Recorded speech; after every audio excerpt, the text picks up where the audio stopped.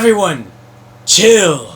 It's only another Devil's Advocate video where we talk about what Batman and Robin does better than The Dark Knight. Don't worry, it's all part of the plan. We're gonna do something a little different this video. It might be the new format, but we're gonna give it a shot. Instead of one side arguing for one side and the other side arguing for another side, we're gonna both discuss equally both sides of the argument and make it more of a thought exercise discussion rather than a debate back and forth point by point. We'll see how it works. Let me know what you guys think in the comments below, and we're gonna get started now. I am joined by my buddy Emrod from Emrod Media Empire. What's up, citizens? First, let's just go ahead and just say, of the two, which one do you like better? Obviously, I love Dark Knight better. Dark Knight. It was the first Batman movie I actually bought moving out of my mom's house when I was on my own, and I still have it to this day. It still works. And every once in a while I put it in, I absolutely love it. Yeah. It's just a hard Batman movie to beat.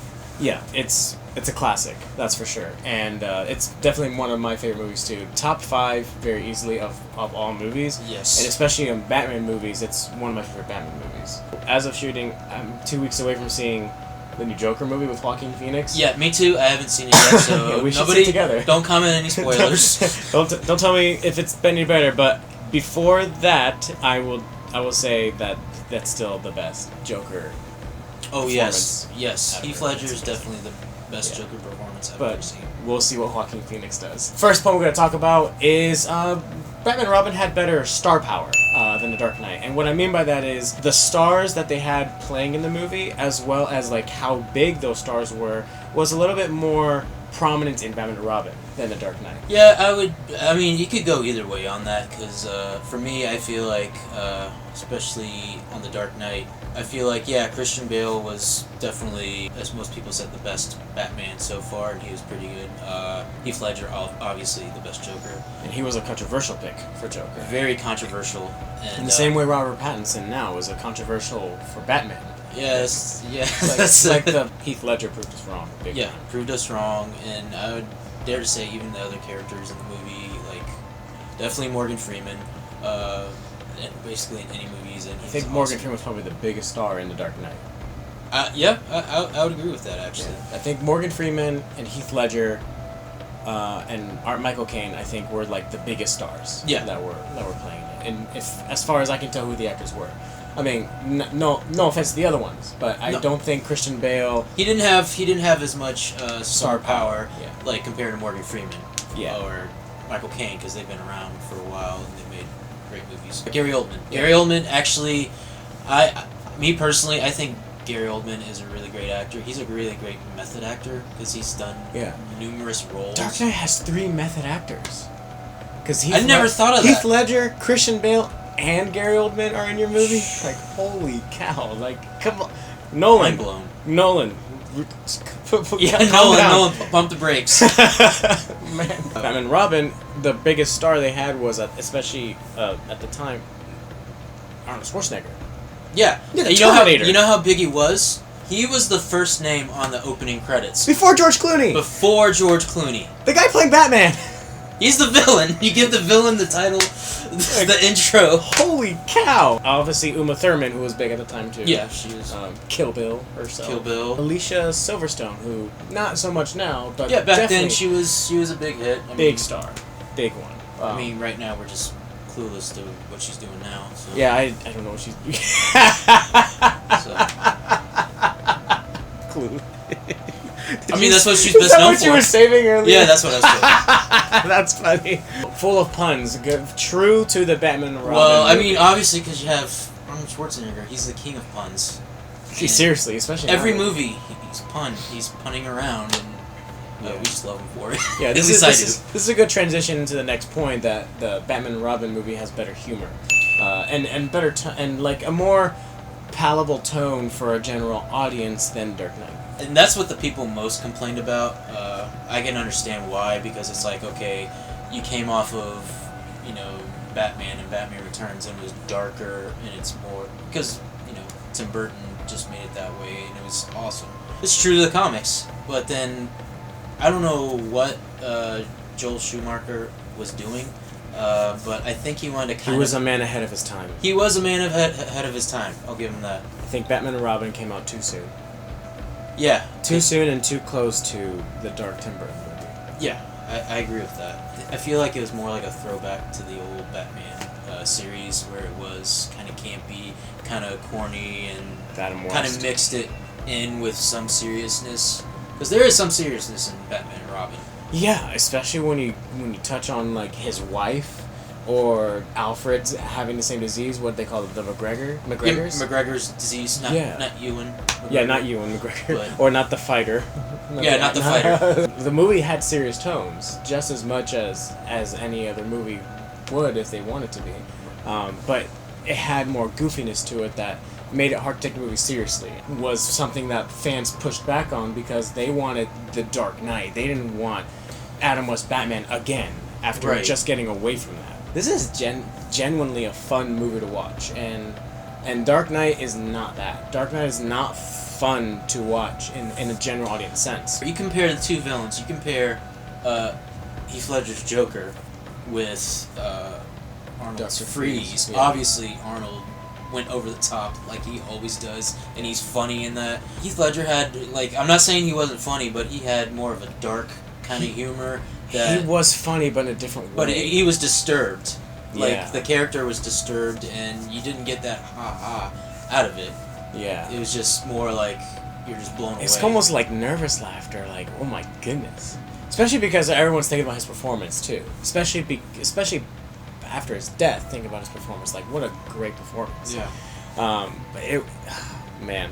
And it's also Batman and Robin is the kind of movie that you could just play. Put the movie on and fold laundry, watch dishes, do whatever, and just chill. Yeah. Have a glass of wine or beer or whatever. Like, have a drink and just enjoy it. Whereas Dark Knight is the more of the movie where you sit down and you're paying attention to what's going on because it's a deep movie. It has a lot to say, and I agree. And that's one of the reasons why it's my favorite. It's a deep movie with lots of messages and things to say. But Batman and Robin is just a hell of a good time.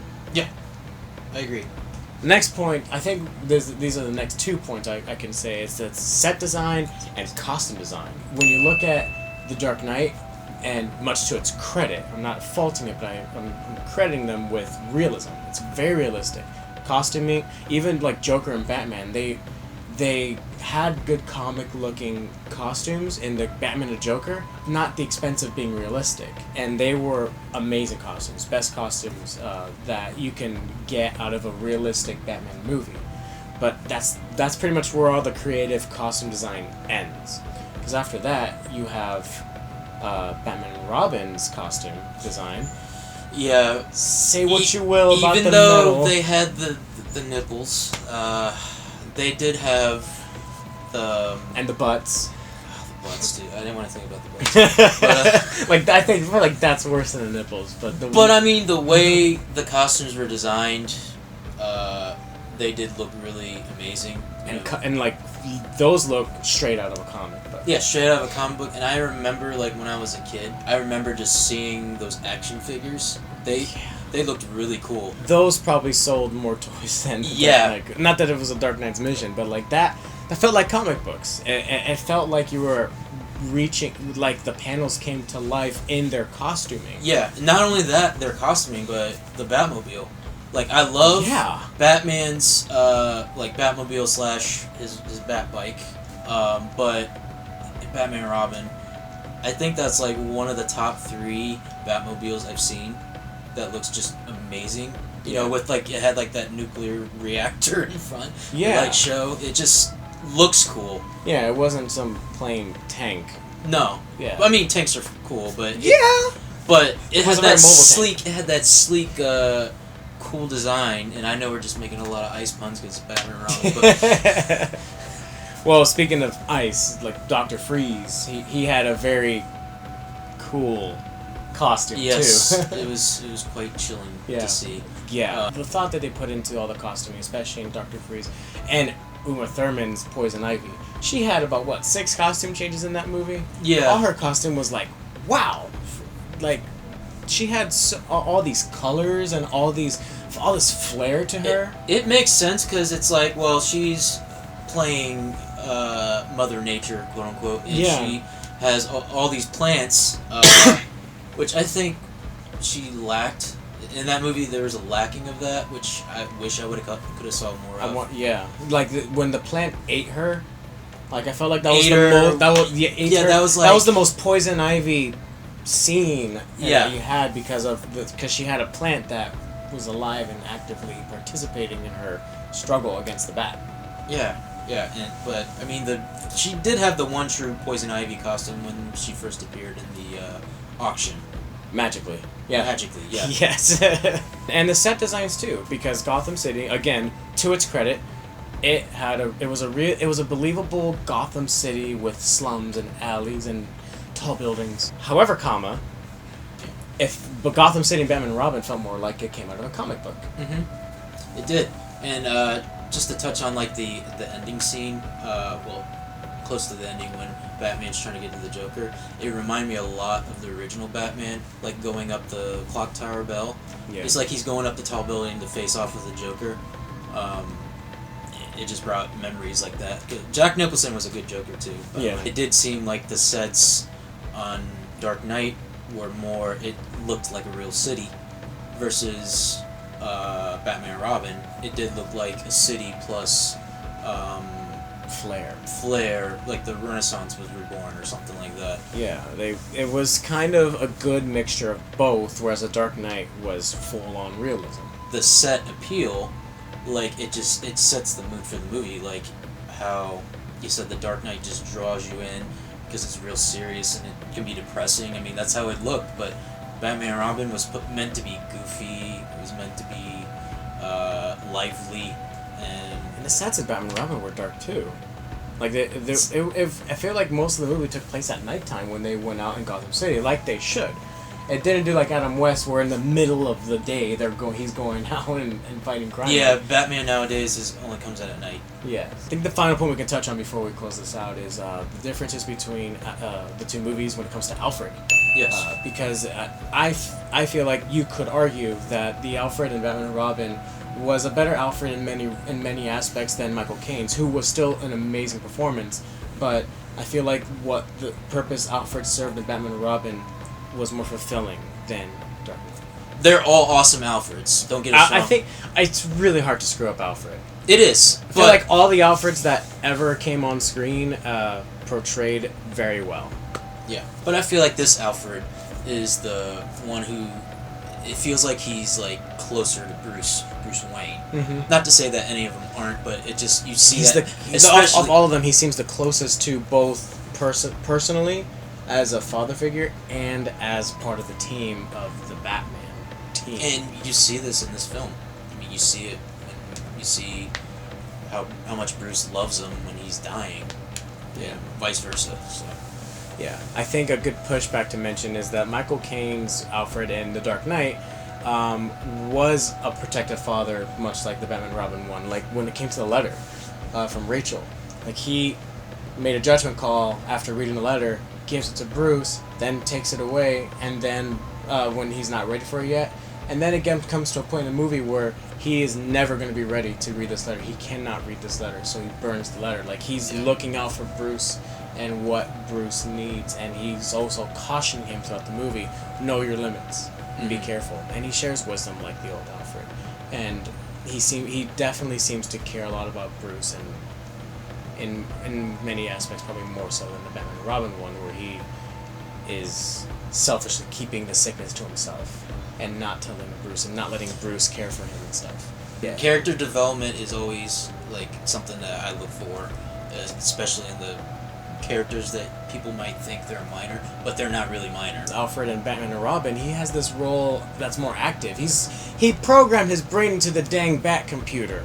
Like, that's a pretty involved thing to do. Like, be part of the computer and have all the order pizza or delay. Like, come on, man. That's a good deal of an Alfred right there. To the Jeremy Irons Alfred, you've seen him in like fixing the Batmobile or whatever like that. Like, he's a mechanic too. Like, he helps Batman, and Michael Caine, I can't remember he helped him do some detective work with the bullet. Yeah, Michael Caine definitely helps, but I feel like he's not as involved as other Alfreds we have seen. Yeah, I agree. Heath Ledger is an amazing actor. Rest in peace. Best Joker, in my opinion. Until we see Joaquin. Yeah, until we see Joaquin, so we can have high hopes for him. He was the main reason, mainly why we want to watch that movie, because we loved his portrayal of Joker. But in Batman and Robin, I mean, it's the same thing. It's the villain. I mean, it's the villain that drew in what we wanted to see in the movie, and Arnold Schwarzenegger drew in most of the audience. I mean, people are split on that because they're like, I don't know about all of his ice puns. But like I said, Arnold, that's just Arnold. He always makes puns in whatever he does, and he can get away with it because he's Arnold. He's awesome. What are you gonna tell him? Don't do that. Just stop it. Get to the job. I think a good thing to consider when especially while we were making this video and writing the notes down is that these are definitely different movies. And they serve a different purpose, so it's really hard to compare. This was hard to do, not in the sense of like it's hard to defend this movie or that, because I did find after watching it with today's eyes and after all these bad movies we've had, it felt like it was just its own animal amongst other animals in a zoo. It didn't feel like it was a failure of a movie. It just felt like it just fell short in the time that it came out. Yeah, the timing was off with it. And I feel like it's not completely fair to compare either movie in any sense of the word. But I think it was a good thought exercise to just really say this movie isn't really that bad. No. But I will take it a step further. This movie did some things that we can argue was better. Some things. Some things. Not as a whole. I still think The Dark Knight as a whole is better. But food for thought. Let us know in the comments below if you like the new format, and let us know what devil's advocate points you can make of how this movie did better than The Dark Knight. Give this video a like if you enjoyed it. It helps me out, knows what we're doing right and what we're doing wrong, if we should keep going. And subscribe to this channel and see more content coming your way, and share with your friends. Don't forget to subscribe to Emrod on his YouTube channel and follow him on Instagram. I'll catch you guys later on the next video. Thanks for watching. Bye, guys. Bye. My final point is going to be quite controversial to say. I can't believe I'm saying it. The Last Jedi arguably has a better plot twist than Empire Strikes Back. No. Oh my gosh. Oh, you're going to have to explain that one.